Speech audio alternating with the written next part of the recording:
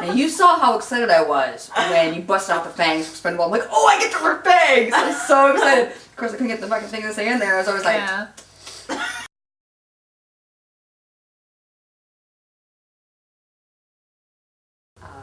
I took it to pay homage to Rachelle Williams, formerly singer of the Plasmatics, and for Rochelle Stille, formerly of the film Slumber Party Massacre, before she passed away in '96.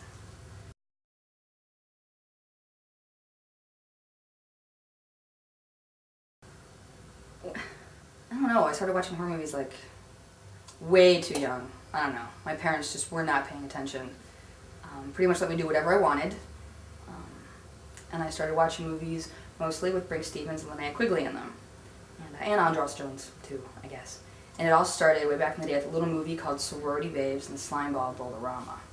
What a killer flick this was. And as soon as I saw them all in it, I saw Andros, and I saw Brink, and I saw Linnea, and I saw Michelle, and the guy that played the little imp, dude, it was on. It was on. It was mine. That was what I wanted to do. But unfortunately, the movie was already made, and there was no official sequel. So it would be a few years. I started to write to them, and they wrote back. Brink and Linnea were like, I don't know, I became like their biggest fans. I was almost a stalker. I was like a 12-year-old stalker. I wrote the little letters and cards, and they're like, just be in our fan club for free and stop mailing us all this stuff. And then 10 years later, when I was,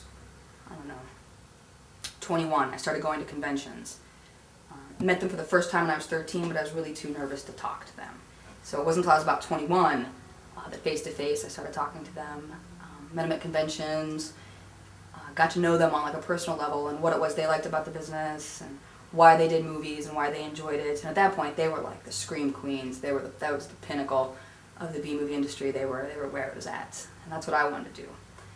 But also, like Patricia, I took the serious route. Like, I have to go to college, and write dissertations, and save the world. Well, I did that in my spare time, and then I was like, I really want to do a B film. I don't care how, I don't care, whatever. I want to be a vampire, I want to be a zombie. It was just fun. That's what my friends did, so that's what I wanted to do too. I think my first movie that really did it for me, that really made me want to do it, is Heathers. I love that film. That's a great movie. It was so hilarious, and I was so young watching it when I was not supposed to be. But yep. That's okay. Your parents too were like, we don't know what's going on. Yeah, they didn't care. They're like, hey, you're gonna see it anyway, so you might as well go ahead.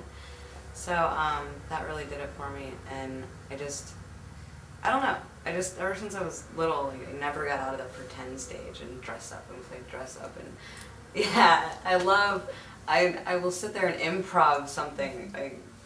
I'll just be sitting at home and be like, I need to act. And I'll start improvising something, or I'll pull out monologue books or something, just because, I don't know, I just have an emotion that I really need to exude, and that's just the way I seem to feel like I need to do it. She goes the method acting route. She's like, I pull out monologue books. I study the craft. I'm the jerk in the theater that's like quoting movies verbatim. Everyone's like, shut up! Before theater classes at Kent Stark, I didn't do monologue books. I never really thought about it. I don't know. It was weird. I pretty much just, if I needed something that was already done, I had watched a movie and think, I want to do that for a minute, so I'll just go ahead and do their monologue. They just did. We're just kidding, by the way. We really did pay our dues. We both came from the stage. She came from the stage at Kent State, and I came from the stage from the North Canton Playhouse. So. Yeah, but you were actually on stage. I never was on stage. You did tech work. You did all the behind-the-scenes stuff. You dealt with the pretentious diva actresses. Where's my Evian water? Yeah, you did it all. I wanted to smack. Right. So we both came from the stage. And that's where it really starts. Help you with my costume? Yeah, you get two crazy kids. Right on that, even though I gotta fly this, thanks. You get two crazy kids, and you make them watch movies all the time, and then you let them act on stage for a while. You're doomed from the start. Of course you're gonna go do some B films.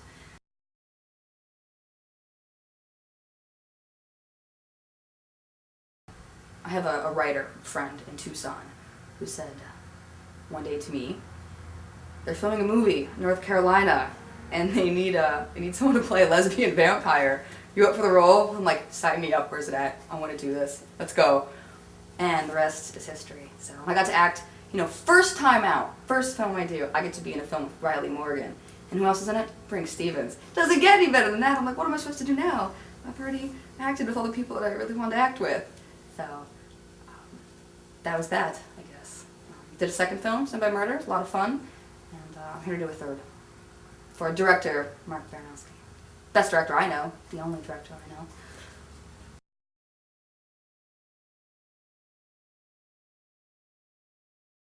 I want to get to the point where I am able to do it not worrying about money, just like, you know, anybody else, where you get to do it and you get to pick it for the art and you get to pick something that you really connect with. We don't get any money for this? Yeah, where you been? Oh. We're doing this for shits and giggles. Oh, I forgot about that part. It is about the fun, by the way. What? If you come into this, God, who was it? It was someone, it was one of the really good actresses too, like Julie Strain or Debbie Rochon, I think too, that said, you know, if you come into B films expecting to make like, you know, copious amounts of money, it's not gonna happen. The money's just not there. If it ever really was, I don't know. I was too young back then, in the 80s and 90s, but now, I mean, the money is just not there. The budgets aren't there.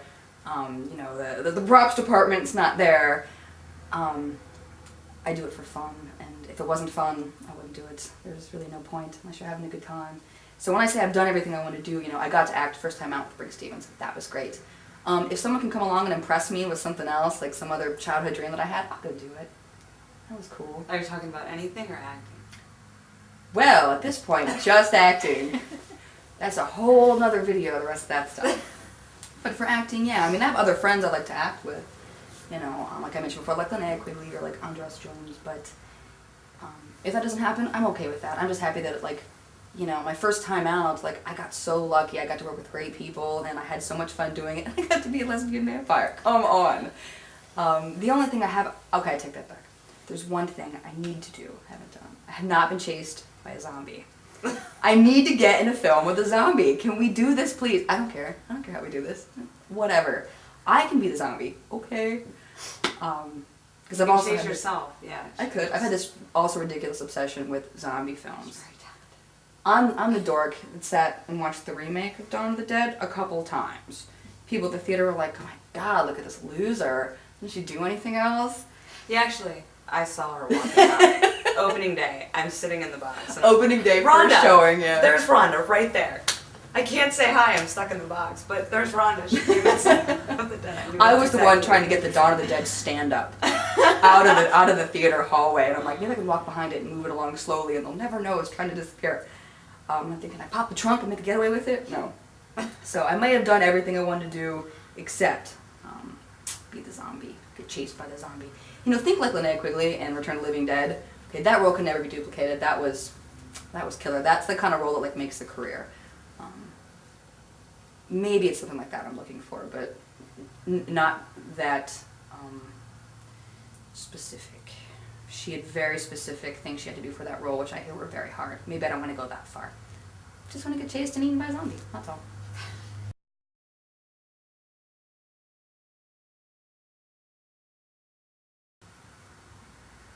I want to be successful,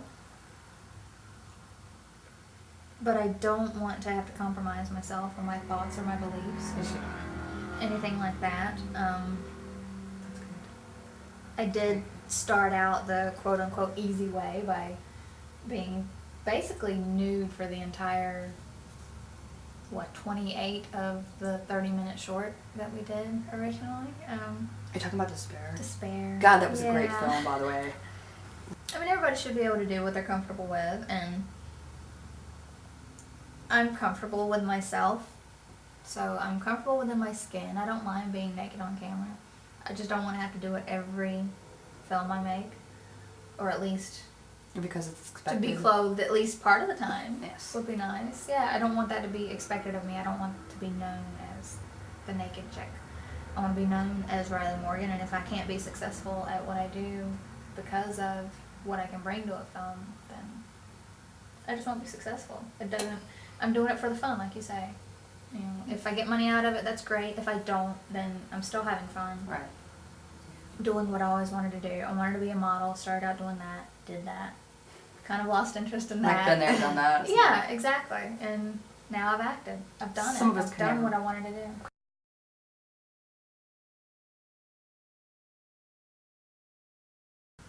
I said it before too, like I'd miss like the Scream Queen stuff, but Mhm. the Scream Queens were, you know, Brink and Linnea Exactly. and Michelle, and that's what you think of when I think of Scream Queens, and that was it. Mhm. So I don't think I'd want to, even if, you had the opportunity to, I don't know, the great Scream Queen fairy comes down and is like, poof, you get to be the next, would you really want that? It's already been done, so I have to move on to the next thing. Yeah. And there's Julie Strain. She come out of nowhere. Yeah. She's like, is the camera rolling? Oh my god. I should finish this stuff She's quickly. just awesome. She is awesome, and she could kick my ass. Mhm. Like, that is so, I don't know, that's just hot on so many levels. Mhm. Julie Strain, I would make her the honorary 4th Scream Queen. Mhm. She, 6'2", again, got out there just to have a good time, and now makes, like, a very good living at it. And then she had like a horrible. I think she had, like, fell off a horse or something. She Or had, got like, thrown from a a horse. rough and time, had like, before. all sorts of like brain damage. I don't know. She had, like, some trauma, I Yeah. think. But, here she up and comes out of nowhere.